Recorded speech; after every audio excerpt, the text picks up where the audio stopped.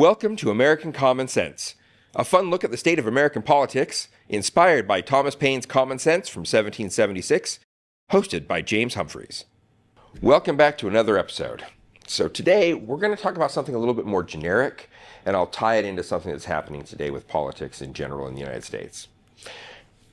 First, handy-dandy little pocket constitution like always. Again, I recommend everyone have one of these, even if it's just in a drawer and you're not very political, just so you can refer to it. And we'll show you what we've got to deal with. We're going to talk about voting rights, and expanding rights in general.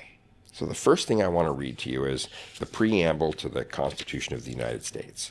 We, the people of the United States, in order to form a more perfect union, establish justice, ensure domestic tranquility, provide for the common defense, promote the general welfare, and secure the blessings of liberty to ourselves and our posterity, do ordain and establish this Constitution of the United States of America.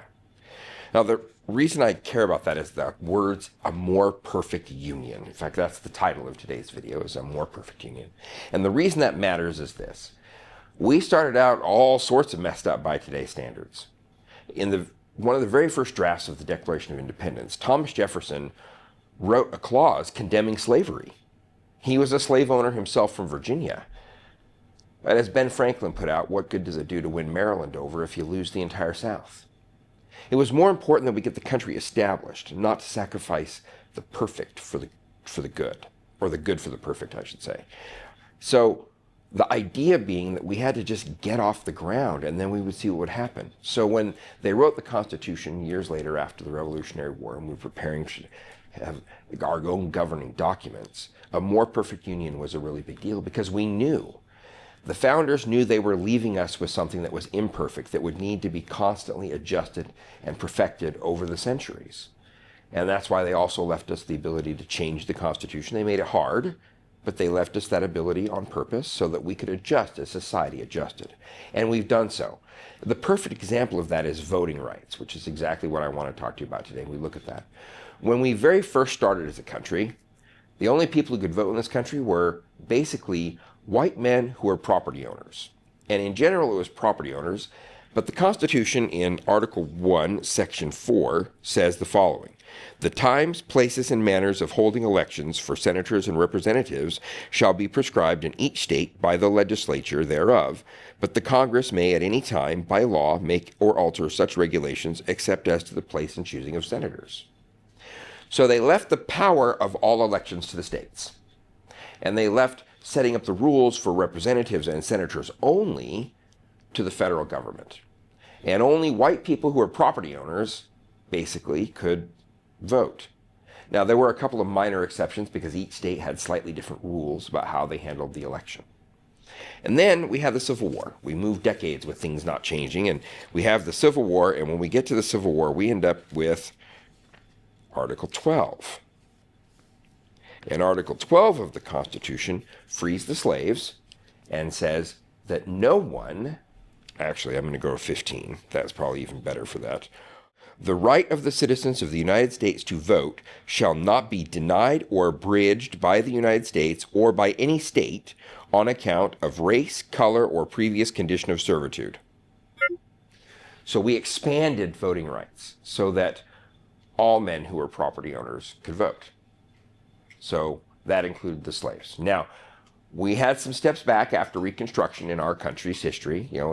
Jim Crow laws, poll taxes, foreign language tests, all sorts of things that were attempted in the South and other places of the country. The Chinese Exclusion Act, for example, that was dealt with for California, with those coming into San Francisco as opposed to those evil Irish and Italians coming in to New York as the Ellis Island of the West. In all sorts of ways they were trying to suppress the vote. But constitutionally, we now have the right for all men to be able to vote. And then we move forward a couple of additional decades, and we end up with the 19th Amendment. And the 19th Amendment says the right of the citizens of the United States to vote shall not be denied or abridged by the United States or any state on the basis of sex. So then women got the right to vote. And then states started prescribing the ability for non-property owners to get the right to vote. And by the 1960s, everyone in the country had a right to vote who was over the age of 21. And then we ended up with the 24th Amendment. And the 24th Amendment says, the right of the citizens of the United States to vote in any primary or other election for president or vice president, for the election of president or vice president, or for the Senate or representatives of Congress, shall not be denied or abridged by the United States or any state by reason of failure to pay a poll tax or other taxes. Deliberately trying to make it so that those laws in the South would be overturned, to ensure that everyone had that right to vote and that it should be free to everyone who was a citizen of the country. And then a couple of decades later, we end up with, where to go, the 26th Amendment. The right of the citizens of the United States who are 18 years of age or older to vote shall not be denied or abridged by the United States or any state on account of age. So we move the age back from 21 to 18. In every single case, as we were trying to form that more perfect union, on voting specifically, we kept expanding the rights of the people to be able to exercise their ability to vote and participate in the process to ensure that our constitutional republic stood the test of time. And that has always been the case. If you go through all the amendments in this fabulous little pocket constitution, you'll notice that we are constantly expanding the rights of people to do things as we try to form this more perfect union. The founders knew they left us something imperfect. They just had to get it off the ground, and it was up to us throughout the generations to improve upon things. I bring that up in today's world for a couple of very specific reasons, and I'm going to go to this right here. My wonderful quote from Washington for today is, "Power under the Constitution will always be in the people. It is entrusted for certain defined purposes and for a certain limited period to representatives of their own choosing, and whenever it is executed contrary to their interests or not agreeable to their wishes, their servants can and undoubtedly will be recalled." In other words, this one's a little bit harder, right? We're going to use this current president's phrase. If you don't do what the people tell you to do, you're fired. It's that simple. Washington knew, even though we had a less perfect union when he was president of the United States, that we would need to ensure that our representatives felt the will of the people, honored the will of the people, and if they didn't, were removed by the will of the people. Anyone, no matter what office they hold in this country, anyone who takes the time to try and find ways to block, to belittle, to interfere, to stop, to try and prevent someone from exercising their rights under this document is an enemy to the Constitution. They are not your friend. They are not trying to make a more perfect union.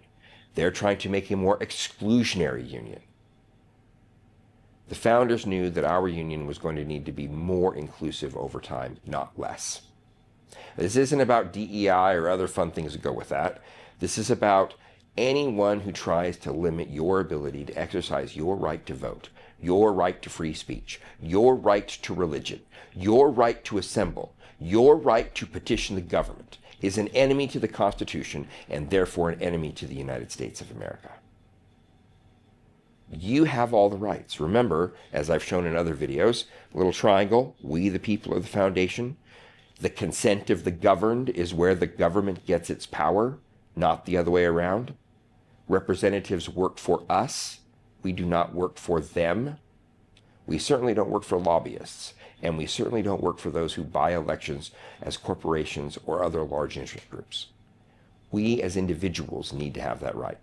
So where you feel you don't have the ability to exercise those rights, we have to figure out what's causing that interference and find a way to balance it or remove it from the equation. We did that with term limits on the presidency, for example, in the 1940s, or 1950s, I should say. We've done that with who can and cannot contribute to campaigns with campaign finance over the years. We have a lot of different ways that we have looked at finding ways to protect the will of the people. But we've become complacent in the last few decades. We've become uneducated in the last few decades. We've become unknown. And so we take what we're given, That's not how it's supposed to work. The way our government is supposed to work is we have to do a little bit of effort on our own. We have to be a little bit more educated about this document, about our founders and what they do. We have to put their histories in context, and we must be as bold as they were in establishing this country to begin with. If we do that, we will always elect the right people to the right jobs. Remember, anyone who prescribes limiting your rights or the rights of others is not a friend of the Constitution and is not a friend to this country. And they are not the people we want to elect. I hope this has been informative. If you have questions, let's have a robust discussion about this in the comments below. Please like and subscribe. I'm sure everyone's brave with their thumbs. Someone's going to dislike what I have to say, but that's the whole point, is we are supposed to have civil dialogue where we can constantly talk about these things amongst ourselves, be educated enough to share them, and then take those to the people who represent us and make sure that they're doing the will of the people. Have a wonderful day, and we'll see you in the next one.